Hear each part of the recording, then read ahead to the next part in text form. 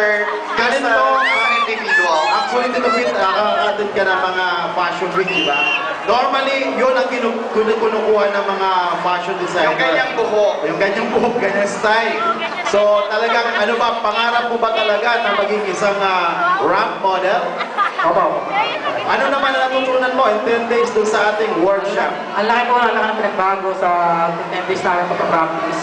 Una yung attitude namin, personality, discipline sa amin. Ayun.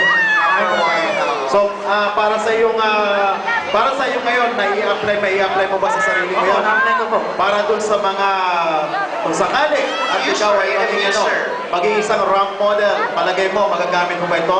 Opo, magagamit ko po. Talaga Yes. bagay. Ayan. Ladies and gentlemen, Correct. palakpakan naman natin ang ating mga graduates from the Summer Art Workshop handog ni Mayor Ben Haravalos at ng Mandaluyong. Bukas sila ay mag-represent, recital nila doon sa Monday morning program.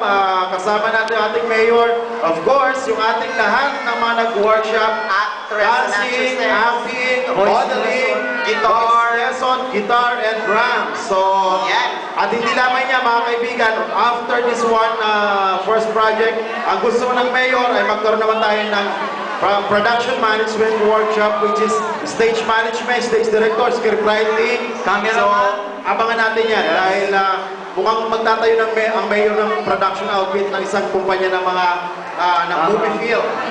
Alright, ladies and gents, thank you so much. Yan. So, Once again, palakpakan naman natin sila. Palakpakan ulit ang ating modeling. Yes, ang ating aspiring models. Oo, kakantahin ko na lang, jugs. Correct. Alright, yan po sila. And ako,